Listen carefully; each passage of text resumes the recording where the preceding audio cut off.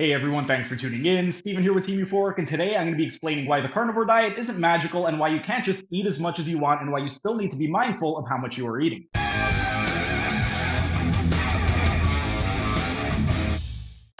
Last week I had uploaded a video explaining why you can't just eat until you're full on the carnivore diet, and every single time this topic comes up, somebody always gets their titties in a twist and tries to explain why as long as all you're eating is meat and you avoid carbs, you can eat as much as you want.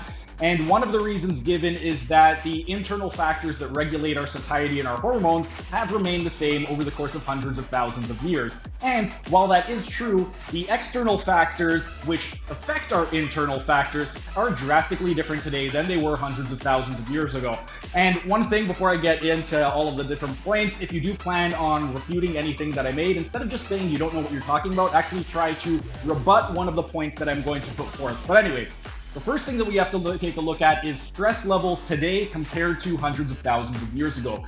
With regard to stress, everybody's going to react a little bit differently. When it comes to chronic stress, some people, they're going to have absolutely zero hunger and they're going to lose a lot of weight, and they actually need to be mindful to try and eat more so that their weight doesn't drop too much. And then other people, when they get really, really stressed, they stress eat and they end up eating a lot and gaining a lot of weight. Now, with regard to stress, cortisol is the stress hormone, and when you take a look at the way our cortisol response goes throughout the day, it's going to typically be highest in the morning, and then as the day tapers off, the cortisol levels are going to slowly go down, and that's going to allow us to prepare for sleep. Now, with regard to acute versus chronic stressors, one of the reasons why this really wasn't an issue back hundreds of thousands of years ago is because before we had societies when people were cave people and they were hunting and doing all these types of things with like rocks and sticks chasing animals, they didn't really have chronic stressors. All they had were acute stressors.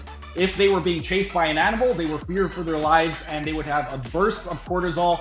And today it's very, very different. We don't just have these acute stressors, we have these chronic stressors. We have work deadlines, relationship issues, we have social media where we're constantly comparing ourselves to others.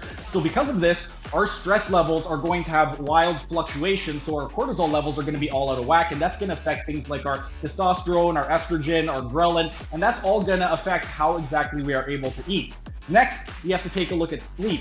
Hundreds of thousands of years ago, before we had artificial light, people would fall asleep and rise according to the sunrise and the sunset. However, today, we have all of this artificial light. Because of artificial light, what happens is we are going to bed later and later, and artificial blue light is also going to throw off our body's production of melatonin. After 2 hours of being on your phone, your melatonin is going to be depressed. So for 2 hours after you use your phone, you're really not going to be able to get a good night's sleep. And also, even if you have your phone on airplane mode, for up to 1 hour, your delta brain waves are going to be depressed. And those are the most reliable markers we have for deep regenerative sleep.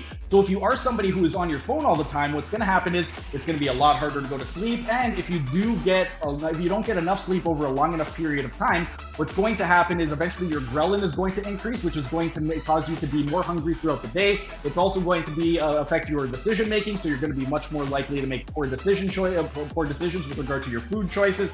And the other thing is, if you are chronically undersleeping, your testosterone levels are going to drop, which is going to make it harder to build muscle and increase your strength, and your estrogen levels are going to increase, which is going to make it easier to store fat. Then, the next thing we have to take a look at is our hydration status. With regard to the foods that we are consuming, hundreds of thousands of years ago, if you were to chase an animal with rocks and sticks and you killed it, you would eat it right on the spot, so there would be a lot more water content. So people that say, oh, our cavemen didn't drink water, they just ate food, well, that's because the food that they had a lot more water in it. So when you take a look at fresh meat versus farm-raised meat, fresh meat, there's a lot more water because if you go from the farm, what happens is after the animal is killed, it gets drained of the blood. Then it goes on to a truck where it's going to lose a little bit of water. Then it gets sent to the butcher where the carcass hangs. And again, it loses a little bit more water. Then it's placed on a shelf. And then you are going to cook it. When you cook, water is going to evaporate. And when water evaporates, what's going to happen is you are going to lose more water loss. So if you take a look at a fresh piece of meat versus, let's say, a well-done cooked steak, the amount of water in that fresh piece of meat is going to be drastically different than the water from the piece of meat that is cooked well done. So if you're somebody who enjoys a well-done steak, you could potentially have twice the amount of calories for a 1 pound serving as opposed to fresh meat, which is going to have a lot more water. And then lastly, we have movement. Cave people moved around a lot. They had to chase animals with rocks and sticks. They had to build their houses. Back in the 50s, people had manual lawnmowers that they had to push. They rode their bikes. Today, we do none of that. Everything is automated. So that is why you cannot just eat until you are full. Thanks for hanging around until the end of the video. If you enjoyed the video, be sure to like the video and comment down in the comment section, as it would really help out with the algorithm. And also share this video so we can help get this information out to as many people as possible. And also subscribe to the channel by clicking on the icon in the bottom right hand corner and hit the notification bell so you don't miss out on any of the videos. For those of you interested in health optimization, you can check out the video in the top right corner where I discuss the 6 foundation principles. And for those of you interested in optimizing your performance, then consider becoming a member. It's only $5 per month and you get a ton of perks, including exclusive access to this program design lecture series playlist above my head.